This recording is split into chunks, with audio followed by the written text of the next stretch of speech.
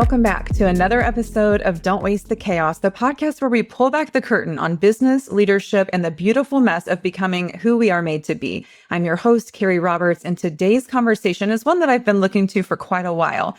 Emily Holdman is the managing director at Permanent Equity, which is a Missouri-based private equity firm known for its refreshing long-term perspective and values-first approach.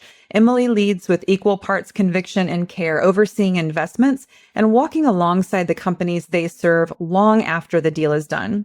She currently serves on the board of Ace Fence, Presidential Pool and Spas, Selective Search, Riley and Crew, and Ad Advance. But what really stands out is her belief in the power of small but strong businesses to transform communities and lives.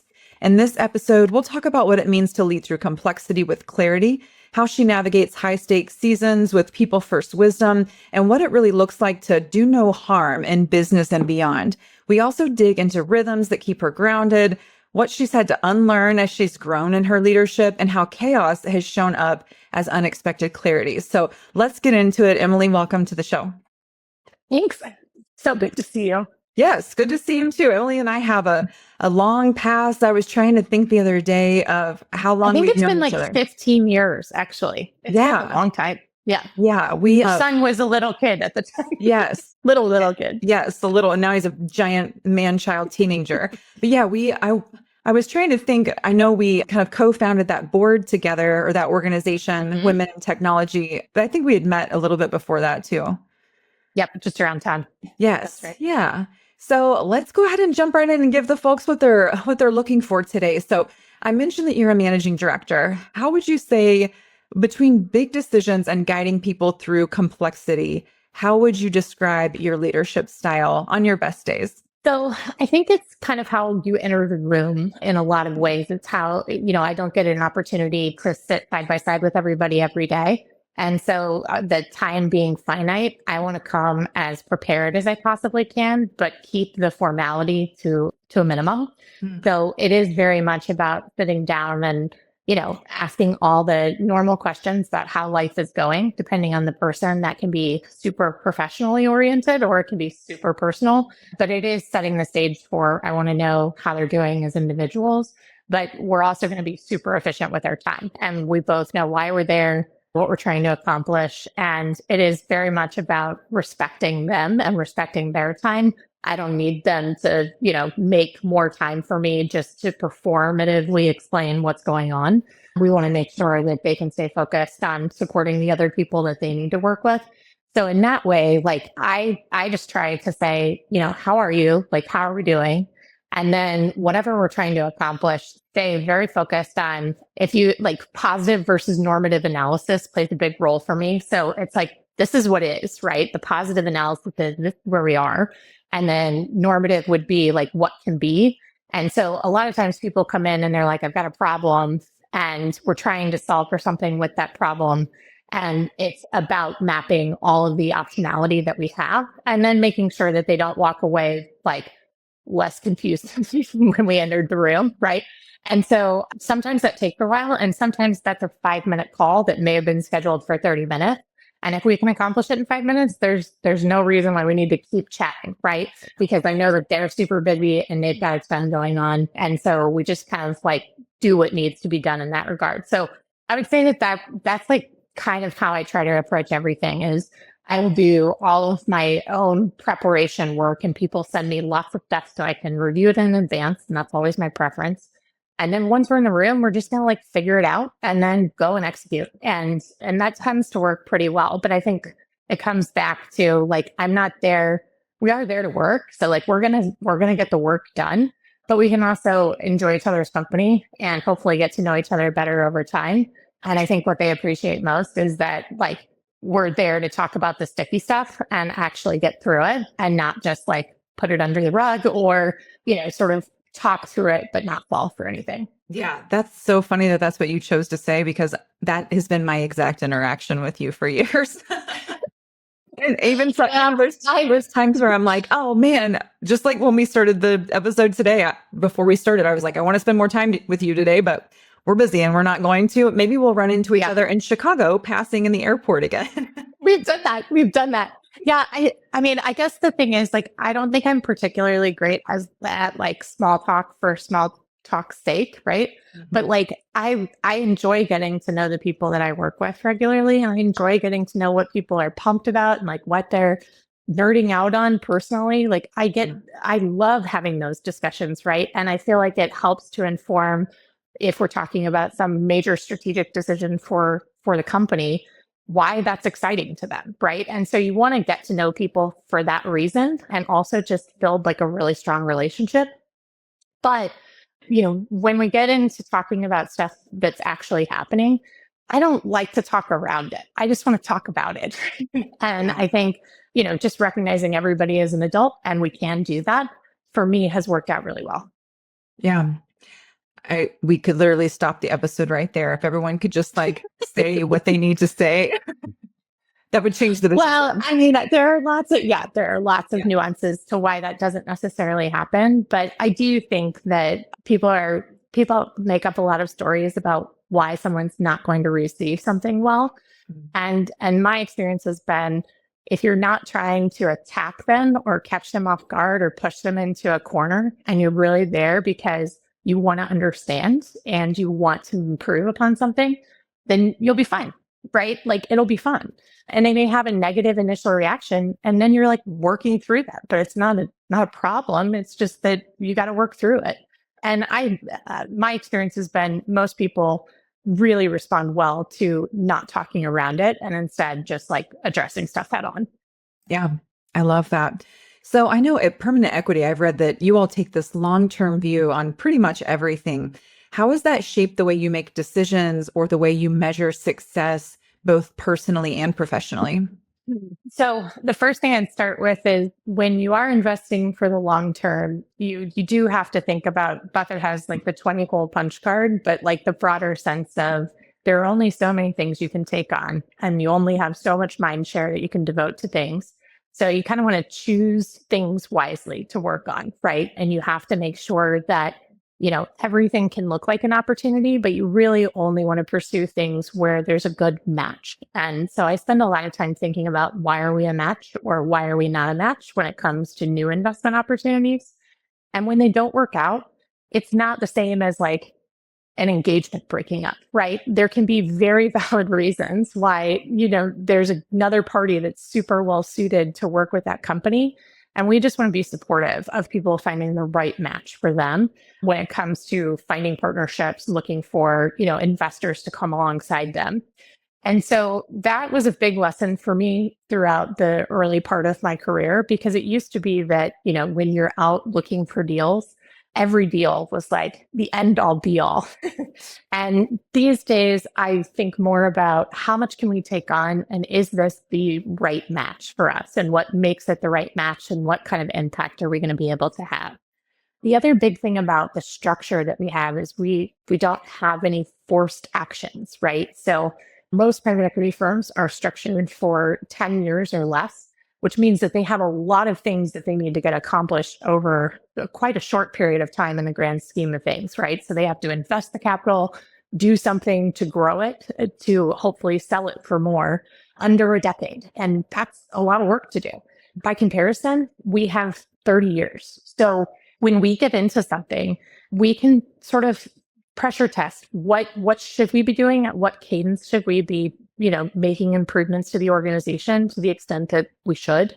And then as we test opportunities and see the market at large, instead of having to do something, we can select when the timing is right, when we have the capacity to do it, and really, choose our position at every step along the way. And that's an incredible luxury that's given to us by the capital providers. And that puts us in the position to, really only take chances when it's the right time to do so. And so that's been a big part as well. I would say that, like, broadly speaking, the thing about long-term horizons that people sometimes underappreciate is that you can just get kind of lazy. So if you think about like treading water, right? If we just say, well, we're not going to make improvements and we're not going to change anything over time, like in life, you don't do that, right? So you do make changes. And if you tread water, eventually you're just going to get tired and kind of bored. And so to the extent that like we want our teams to be energized, we want to work on things in a way that allows for our market positions to improve over time, we are excited to focus on continuous improvement. It just doesn't have to equate to like crazy change overnight. There are a lot of firms that will walk in and make, massive shifts in how a company operates. That's not the way we work, right? We want to get to know the team, get to know the way that they approach the market, appreciate the nuances, and where there are little things that can be improved upon. That's a thing that probably would have happened without us anyway, but hopefully we're bringing more resources alongside them.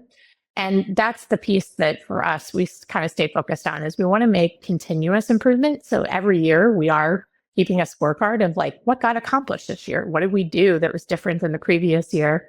And how can we see that in the performance of the organization, in the team's contentment, like all of those things. But we are, we don't have to make a massive move because we've only got 3 years to change anything about a company. And I think that is an incredible luxury that we have.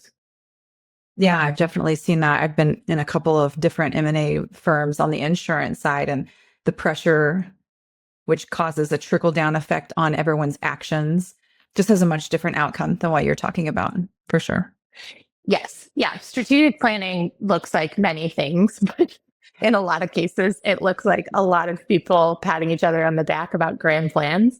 And then somebody's got to go do something. And that something is really hard to do and not easily accomplished. And when it maybe goes slightly differently, then everyone's like, well, why didn't you get it done? Right. And by comparison, like we like to set those sort of incremental milestones and make sure that as a group that we appreciate all the pivot points that will matter along the way. Because ultimately, you can find out opportunity as you're getting into something. And that's another reason why we don't think like massive change is always the way to go.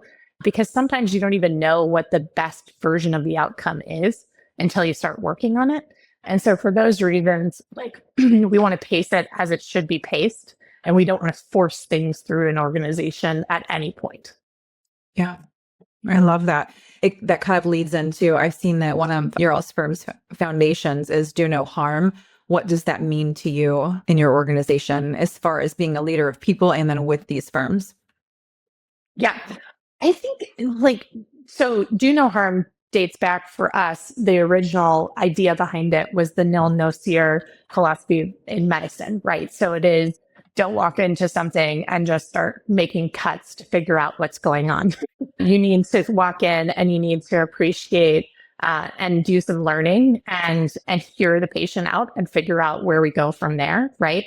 And the same thing applies in our work, or at least as we see it. There are a lot of private equity firms that, will assert that they have a particular point of view on an industry or on a type of company, and that they're going to come in and apply it to an organization.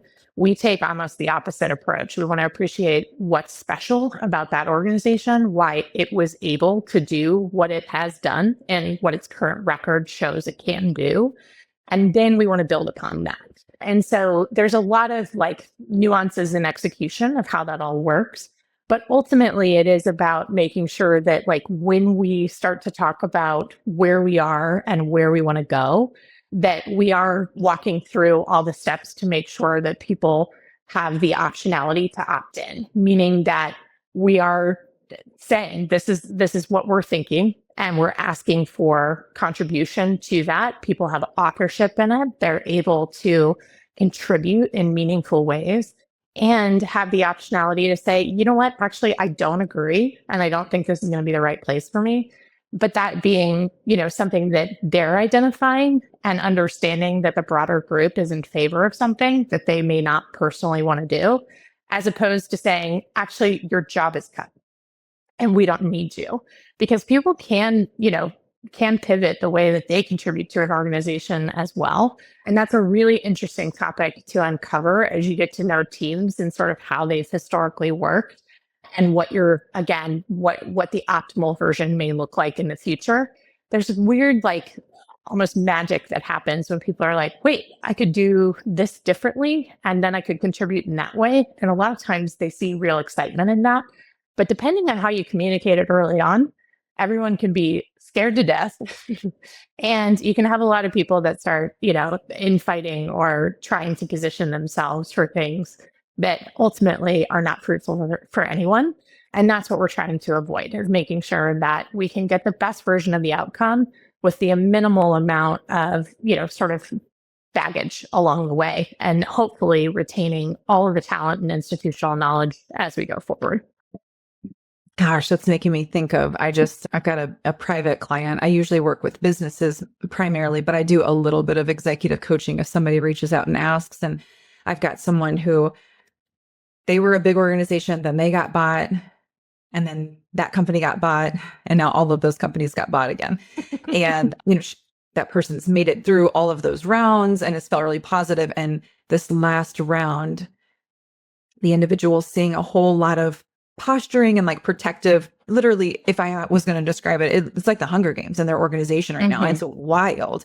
I mean, even a person's direct superior isn't protecting them anymore. You know what I'm saying? It's just like the wild, wild west. And it breaks my heart because it doesn't have to be like that. It's so sad because you've got all of these people and they're literally, not to blow it up or, over explain it, they're experiencing trauma right now in the workplace that all of them are going to have to untangle for a really long time. It's going to impact their ability to lead. It sets a tone. Yes. Yeah, it sets a tone, and it changes the way that you wake up in the morning and how you think about contributing to the organization as a whole and the organization's trajectory, right? Like, think about all of that energy being otherwise applied in productive ways and in ways that hopefully would strengthen those people's relationships with each other. And instead, they're focused on each other. It's like, the enemy should always be on the outside to the extent you need an enemy to motivate you.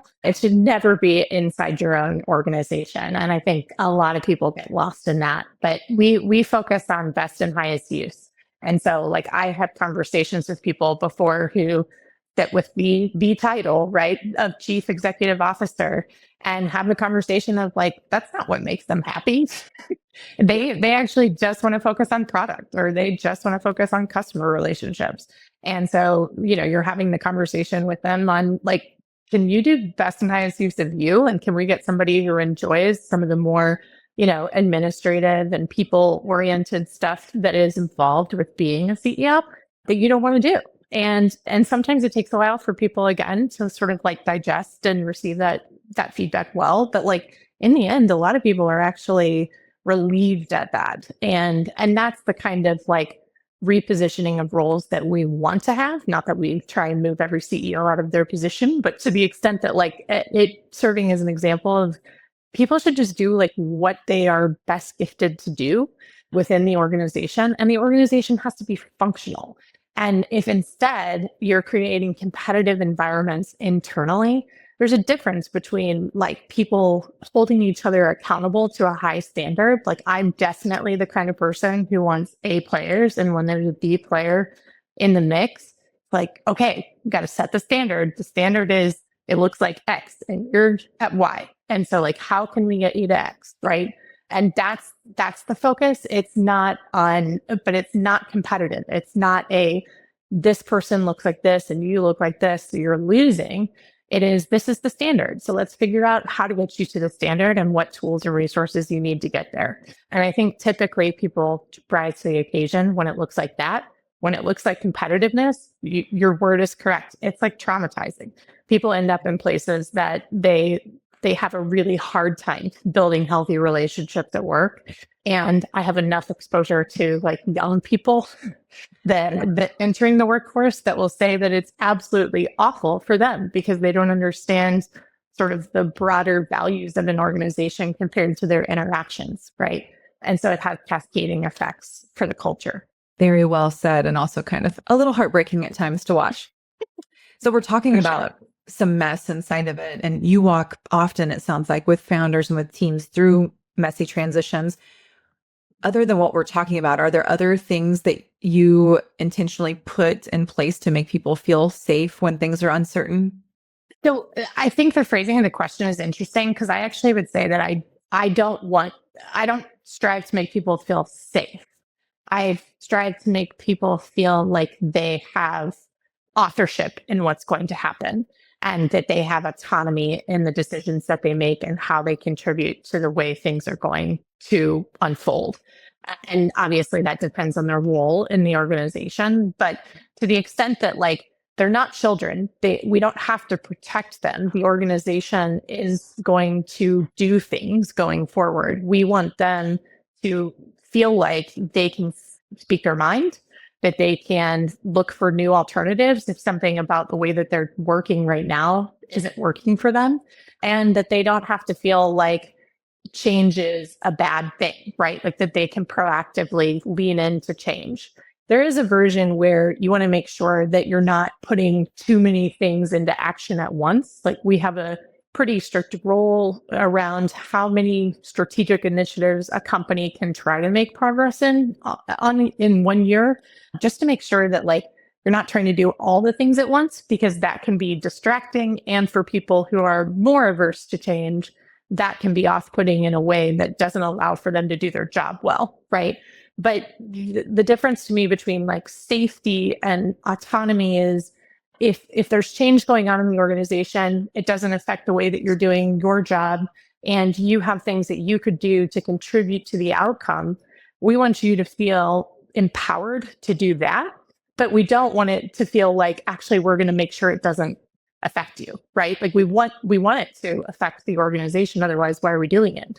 So it's a little bit of like I think the context matters, but it's also like the other broad thing I would say is that we want to celebrate achievement along the way. And this is something that historically I was pretty terrible at, but like as you make progress on things, recognizing the milestones and recognizing for the team at large, like, hey, that didn't hurt. Which is a funny thing, but it's like not everything that you thought was going to happen happened. And so can we all just like digest that, right? So there's sort of that incremental progress that you can recognize along the way that makes a big difference for people. But yeah, I don't try to make them feel safe. I just want them to feel like, hey, where we're going and what we're doing, we want to be pumped about it. And we are excited that you're here. So like, let's figure out how you can best contribute to this and how we can move forward. I love that clarity. And honestly, that's one of the things that I appreciate most about you as a leader, as a female leader, as a peer that I've had a chance to partnership with is clarity is kind, right? Like you're striving to be clear, and that's how you take care of people in that way versus trying to sugarcoat. And I really appreciate that about you. Thank you. Yeah, I don't like to hide things from people. That's usually where people can be most traumatized. If they thought things were one way and they turn out to be a different way and everyone was just keeping it from them, that's not fair.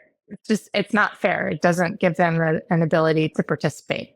And so that to me is like the ultimate form of like professional justice is like people need to know where they stand. They need to know what's going on. And then they can actively choose to participate, or they can say, hey, not for me. And that's okay too. And then we can figure out what that looks like within the organization. Doesn't mean they have to leave, but it may mean that they, aren't involved in that project. Yeah.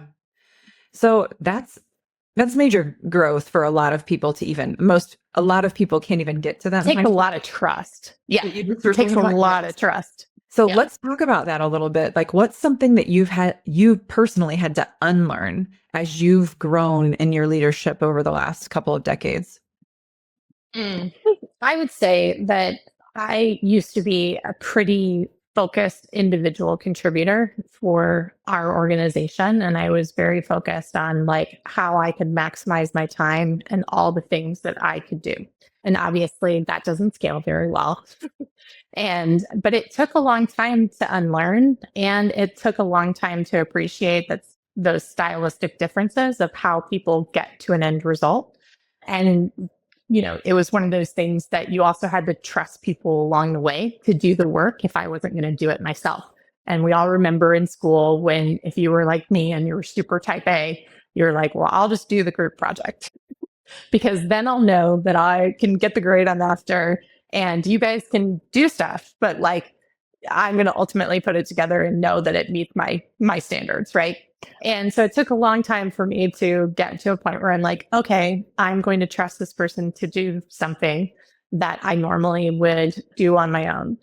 And I will say, like, I had a couple of early experiences, and I think a lot of operators can relate to this, where you try to extend that trust and then it doesn't work out. And so then you've reinforced that lesson to yourself that absolutely I should just do it myself. And I think it's one of the most toxic things for small business owners in particular, because you were kind of like a crazy entrepreneurial mind to begin with to start a business. Like, that is a crazy thing for most people to do. And so just by the nature of doing that, you have different gifts and skill sets than others.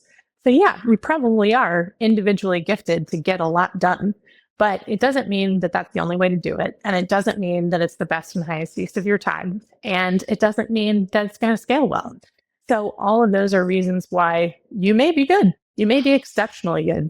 It doesn't mean that that is where you should set the standard or a reason to not try to learn how to work with others.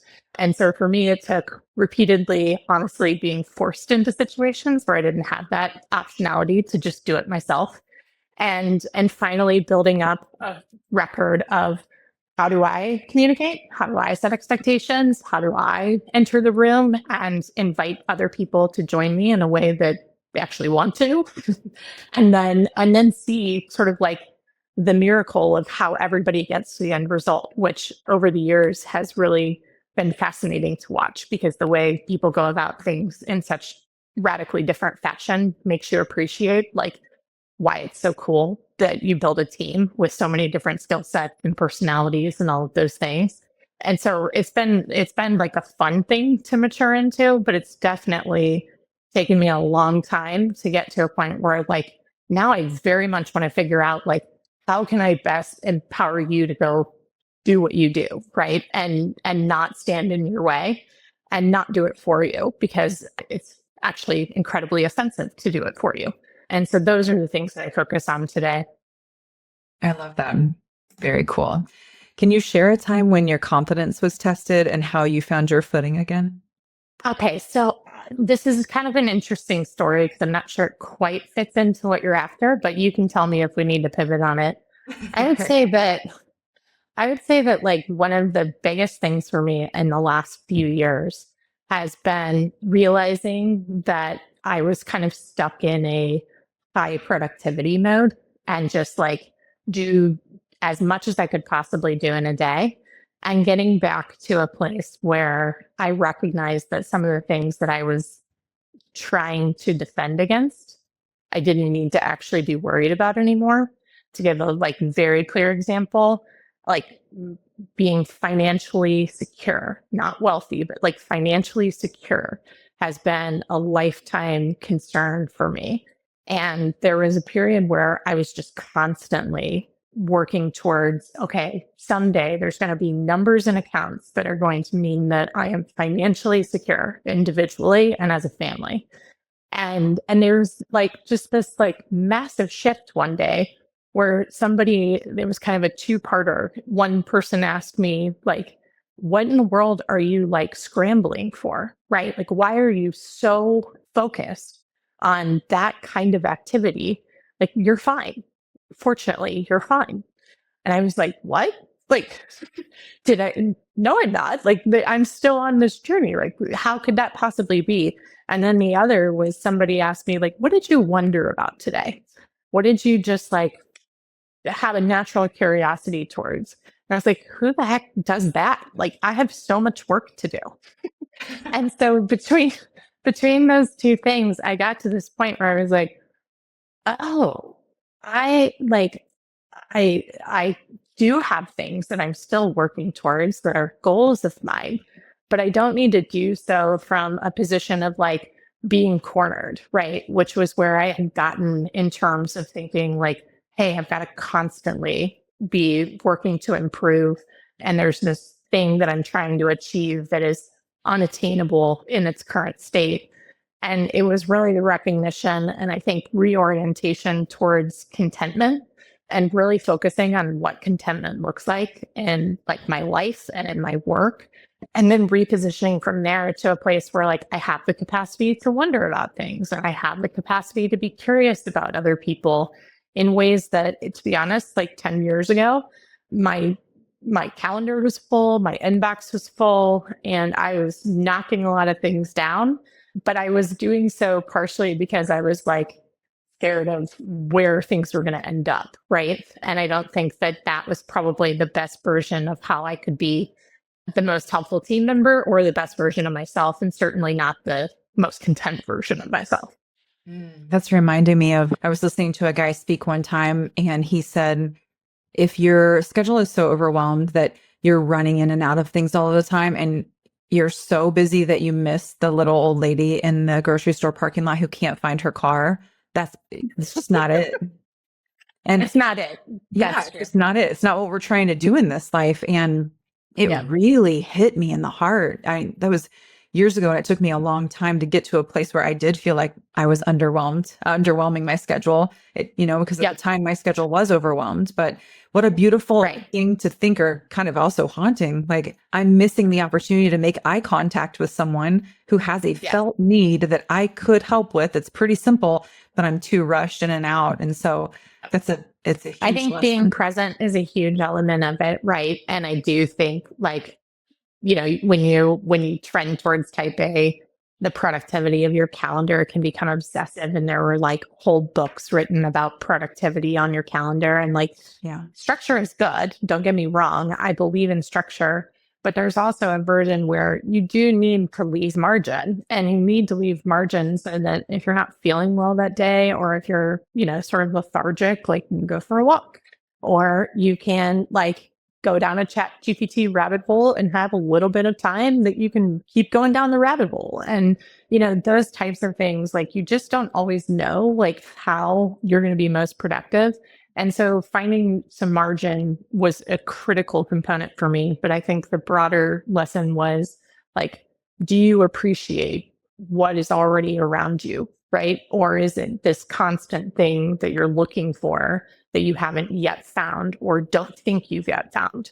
And that was the piece for me that I needed someone else to kind of like pull up a mirror and say, actually, think some of it's here, but you aren't recognizing it because you're so tunnel focused on what you're trying to get to.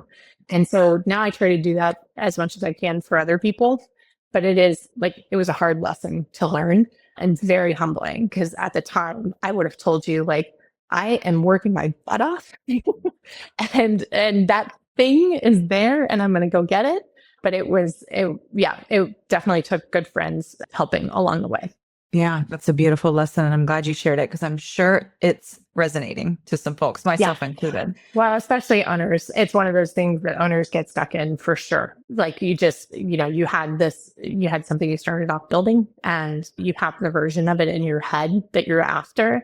But you also have to appreciate, like, look who's around you. Look at the value you provide already. Look at the customers you have. Like, there's so many things to be grateful for, and so many things to look at and say, this is an accomplishment, right? And if you wait until the end to do that, the end being the thing that you think you're after and the thing you're trying to attain, you may be not ultimately that excited. Like, I can't tell you the number of people who thought that like selling was the thing, and then they sold, and then they were like, well, now what? And so it's kind of a thing of like, just appreciating the milestones along the way, the accomplishments, and what's already around you.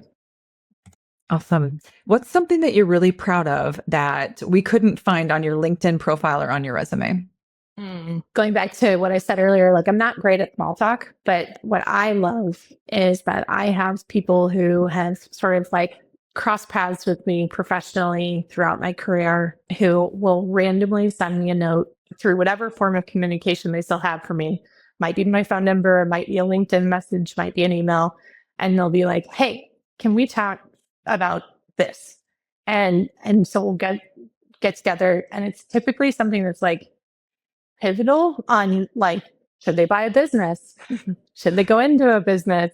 Should they make a career change? Should they, plan their professional life in one way or another?